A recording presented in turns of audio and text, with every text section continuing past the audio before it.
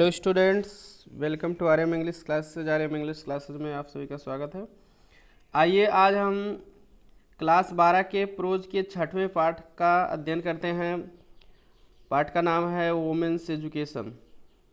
Women's education मतलब औरतों की शिक्षा, नारियों की शिक्षा। इसके लेखक हैं सर्वपल्ली राधाकृष्णन, एस राधाकृष्णन, यानी सर्वपल्ली राधाकृष्णन, जिनका जन्म 1888 में हुआ था और 1975 में इनकी मौत हुई थी। इनके जन्मदिन के रूप में आप शिक्षक दिवस भी मनाते हैं।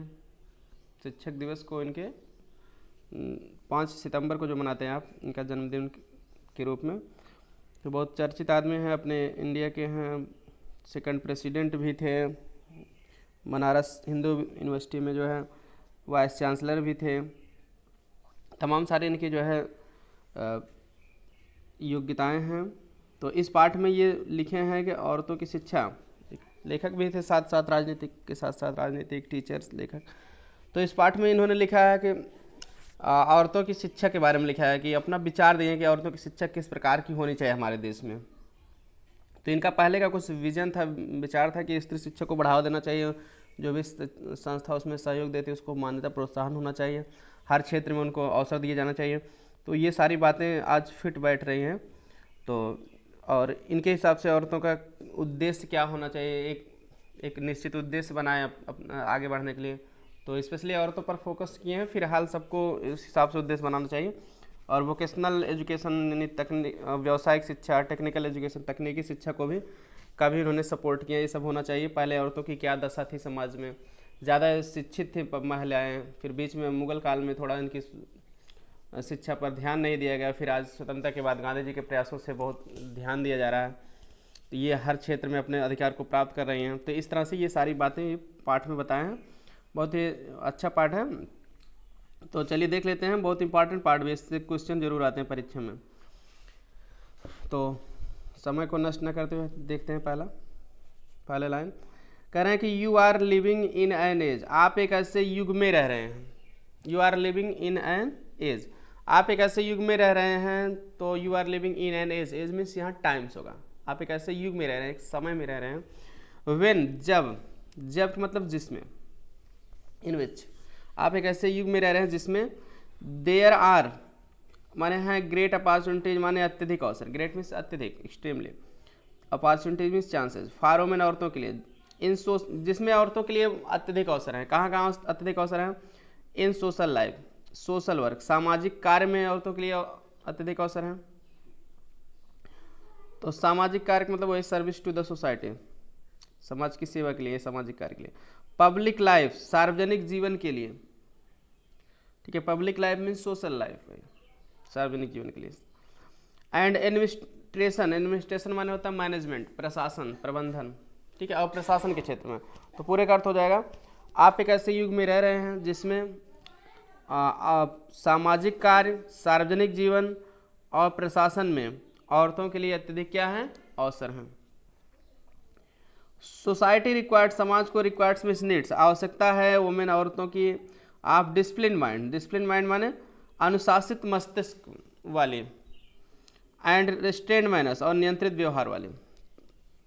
तो समाज को अनुशासित मस्तिष्क वाली और नियंत्रित व्यवहार वाली महिलाओं की क्या है? आवश्यकता है। क्लियर? तो रिस्ट्रेन्ड मैनर्स मतलब नियंत्रित व्यवहार, controlled manners. Whatever line of work you undertake, whatever line, whatever माने जो कुछ भी या जो कोई भी, लाइन मतलब रेखा, वर्क माने कार्य, रेखा मतलब रूपरेखा। तो आपकी कार्य की रेखा चाहे जो कुछ भी हो, यू अंडरटेक, अंडरटेक मीन्स होता है अपनाना या आरंभ करना, स्टार्ट। आप जो कार्य आरंभ करो, आपकी कार्य की रूपरेखा चाहे जो कुछ भी हो, जो कार्य आप आरंभ करो, ठीक है, यू अंडरटेक मतलब you start. You should bring to it, आपको इसमें लाना चाहिए। एन ऑनेस्ट, एक ईमानदार, डिसिप्लिन माइंड, अनुशासित मस्तिष्क, आपको इसमें एक ईमानदार और अनुशासित मस्तिष्क लाना चाहिए। तो डिसिप्लिन मीन्स अनुशासित, अनुशासित means trained to act according to rule. You will then succeed, तब तुम सक्सीड मतलब सफल हो जाएगा। You will then succeed, succeed मतलब become successful. And have the joy of your work, have the joy माने आनंद प्राप्त होगा, get the joy. Get the pleasure of your work means कार्य task, you will then succeed, तब तुम सफल हो गए और तुम्हें अपने कार्य का आनंद प्राप्त होगा। तो चलिए अगली लाइन, अगला पैराग्राफ देखते हैं। एक्चुअली इन आवर कंट्री, वास्तव में हमारे देश में, एक्चुअली मतलब रियली, वास्तव में हमारे देश में एजुकेशन माने शिक्षा, सो फार एज मतलब जहाँ तक, गर्ल्स एजुकेशन लड़कियों की शिक्षा का, इज कंसर्न माना होता है सवाल होना, संबंध होना, ठीक है, कंसर्न मतलब वही रिलेटेड, संबंधित होना। तो वास्तव में हमारे देश में शिक्षा की बात करें तो जहाँ तक लड़कियों की शिक्षा का संबंध है, is not wide spread enough, यह काफ़ी व्यापक नहीं है। वाइड स्प्रेड मतलब ब्रॉड, इनफ मीन्स सफिशिएंट, तो यह काफ़ी व्यापक नहीं है, ठीक है। हमारे देश में कह रहे हैं कि जहाँ तक लड़कियों की शिक्षा की बात की जाए तो यह काफ़ी जो है व्यापक नहीं है। सो इसीलिए एवरी इंस्टीट्यूशन, वह प्रत्येक संस्था, विच कंट्रीब्यूट्स मतलब योगदान देती है, कंट्रीब्यूट्स मतलब योगदान देना, गिफ्ट्स कंट्रीब्यूट्स मतलब गिफ्ट्स, टू द एजुकेशन माने शिक्षा को, ऑफ गर्ल लड़कियों के, इसलिए वह प्रत्येक संस्था जो लड़कियों की शिक्षा को देती है, इज वर्दी वह योग्य है, ऑफ रिकॉग्निशन मतलब मान्यता, मान्यता का योग्य है, वर्दी मीन्स एबल, मान्यता मीन्स स्पेशल केयर विशेष ध्यान देने की, एंड इनकरेजमेंट माने प्रोत्साहन, इनकरेजमेंट मतलब प्रोत्साहन।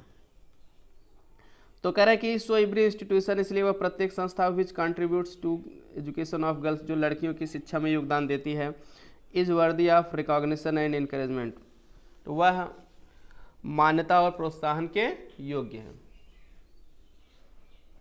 बट आई एम एनेक्सियस दैट, लेकिन मैं इच्छुक हूँ, एनेक्सियस माने ईगर, इच्छुक होना या चिंतित होना भी होता है इसी माने, तो लेकिन मैं इच्छुक हूँ कि द काइंड ऑफ एजुकेशन, वह उस प्रकार की शिक्षा, that is imparted means given, जो दी जाती है, must not only be broad, न केवल ब्रॉड होनी चाहिए, व्यापक होनी चाहिए, broad means wide spread, but should also be deep, बल्कि इसमें गहराई भी होनी चाहिए।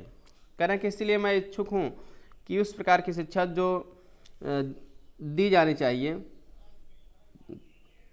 ठीक है, कि इस प्रकार की शिक्षा दैट इज इम्पॉर्टेंट, जो दी जाती है, must not only be broad, ना केवल विस्तृत होनी चाहिए, but should also be deep, बल्कि इसमें गहराई भी होनी चाहिए, मीन्स गहन नॉलेज दिया जाना चाहिए, गहराई का मतलब गहरी होना का मतलब गहन ज्ञान दिया जाना चाहिए, बच्चों को केवल रटाया नहीं जाए बल्कि उनको समझा के अच्छे से ज्ञान दिया जाए।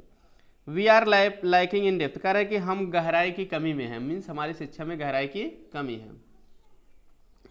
वी में बीकम लर्नेड, हम ज्ञानी हो सकते हैं, लर्नेड मीन्स ज्ञानी या पढ़े लिखे, ठीक ना, हम ज्ञानी हो सकते हैं, एंड स्किल्ड माने दक्ष, एक्सपर्ट, और हम ज्ञानी और दक्ष हो सकते हैं, बट लेकिन if we do not have some kind of purpose, लेकिन यदि if we do not have, लेकिन यदि हमारे पास नहीं होगा some kind of purpose means some kind of aim, ये लेकिन यदि हमारे पास किसी प्रकार का उद्देश्य नहीं होगा इन आवर लाइफ, हमारे जीवन में, लेकिन यदि हमारे जीवन में किसी प्रकार का उद्देश्य नहीं होगा, आवर लाइव्स, लाइफ का बहुवचन यहाँ लाइव्स है क्योंकि नाउन की जगह आया, वर्ब की जगह नहीं, तो हमारा जीवन देमसेल्फ स्वयं में बीकम हो जाएगा, ब्लाइंड माने अंधकार में, तो हमारा जीवन स्वयं में अंधकार में हो जाएगा। अंधकार में क्या मतलब यहाँ एमलेस, उद्देश्यहीन हो जाएगा, क्योंकि उद्देश्य की बात की जाता है, ब्लाइंड मतलब aimless.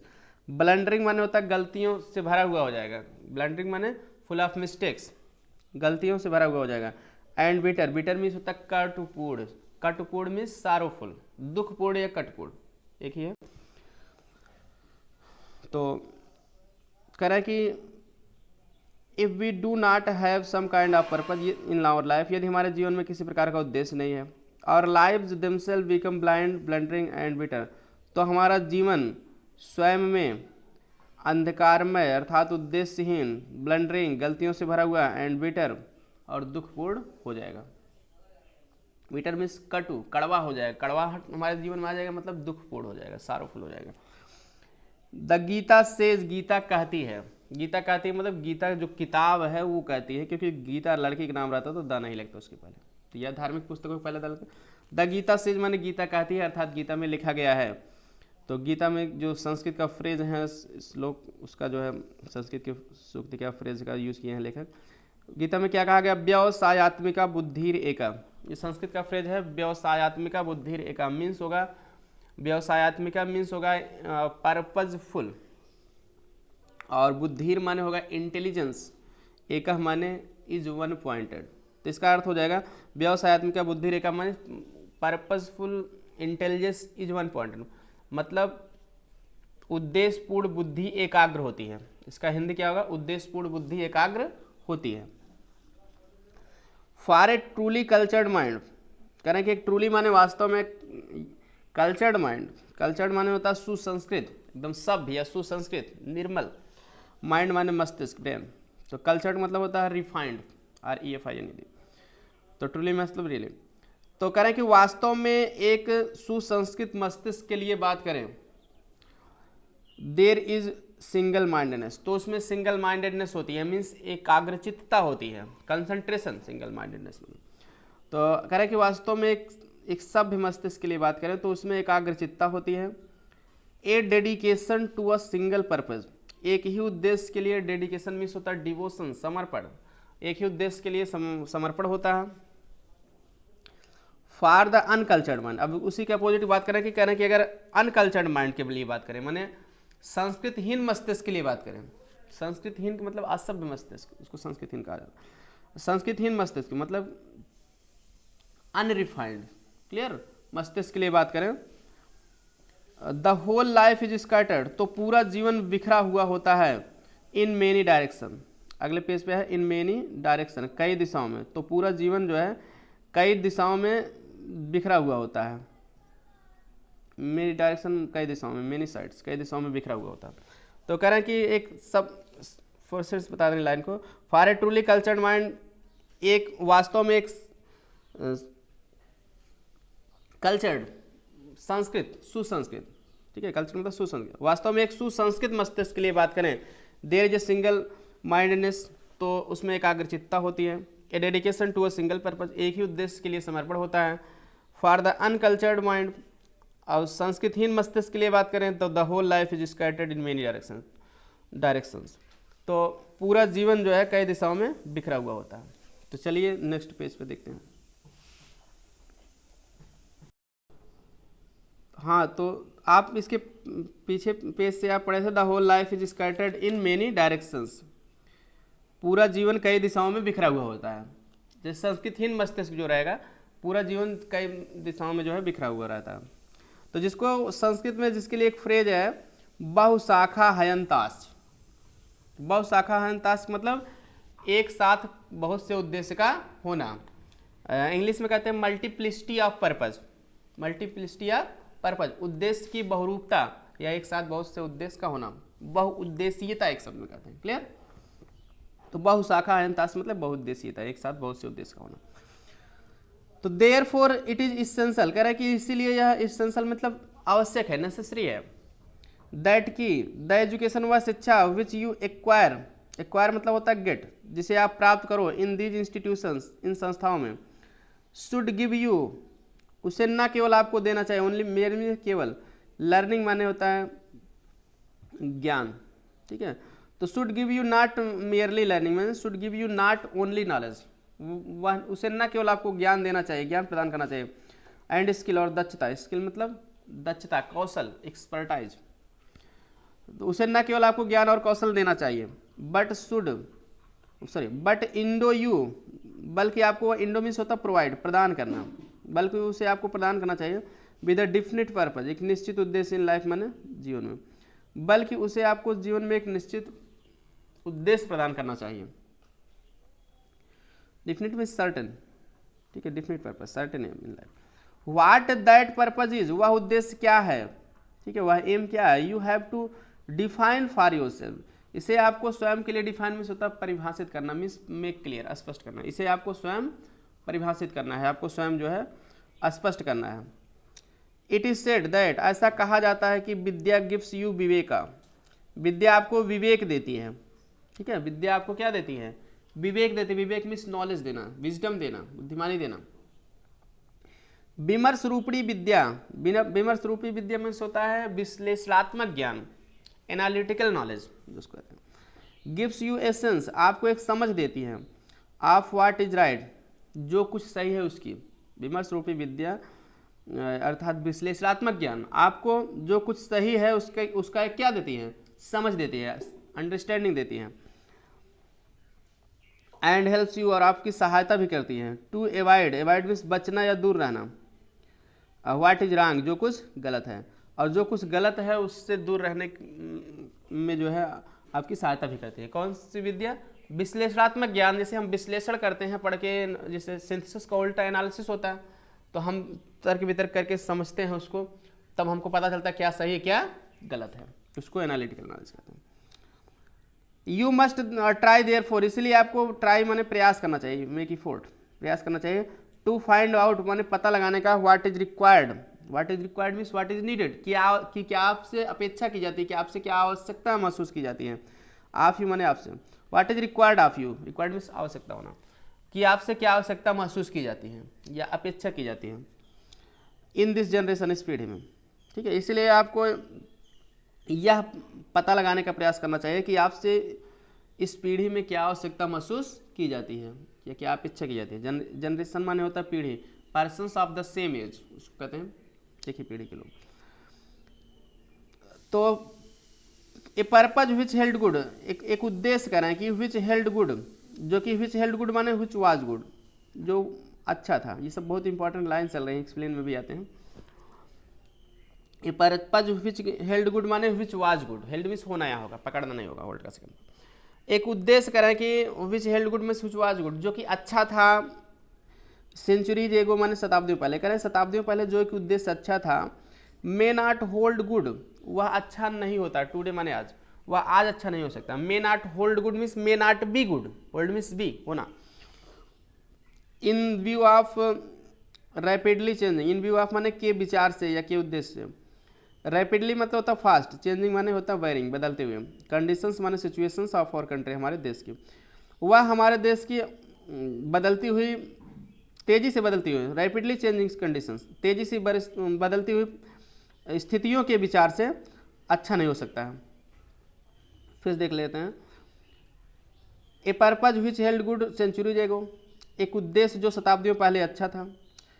May not hold good today in view of the rapidly changing conditions of our country and of the world, और संसार के। तो वह हमारे देश के और संसार के तेजी से बदलती हुई परिस्थितियों के विचार से आज अच्छा नहीं हो सकता है। एक ऐसा उद्देश्य जो शताब्दियों पहले कह रहे हैं कि सही था, तो वो आज हमारे देश की और हमारे संसार की तेजी से बदलती हुई परिस्थितियों के विचार से अच्छा नहीं हो सकता है। मतलब कहने का मतलब आने वाली परिस्थितियों के हिसाब से हमको संसार के हिसाब से एम बनाना चाहिए, पहले के हिसाब से नहीं। सो इसीलिए कह रहे हैं कि द पर्पज, वह उद्देश्य विच यू एडॉप्ट, जिसे आप अपनाओ इन योर लाइफ, अपने जीवन में। इसलिए वह उद्देश्य जिसे आप अपने जीवन में अपनाओ, एडॉप्ट मीन्स होता है अपनाना, क्लियर, चूज, चुनना है, अपनाना। इसलिए वह उद्देश्य जिसे आप अपने जीवन में अपनाओ, मस्ट बी एडॉप्टेड, वह अपनाया जाना चाहिए। एडॉप्टेड मतलब होता है अपनाना या अनुकूल होना भी होता है। मस्ट बी एडॉप्टेड मतलब मस्ट बी सुटेबल, वह अनुकूल होना चाहिए। To the relevant needs, relevant need मतलब होता है संबंधित आवश्यकताओं, ठीक है, रिलेटेड नीड्स, रिलेटेड रिक्वायरमेंट्स। तो कह रहे हैं कि वह संबंधित आवश्यकताओं के अनुकूल होना चाहिए।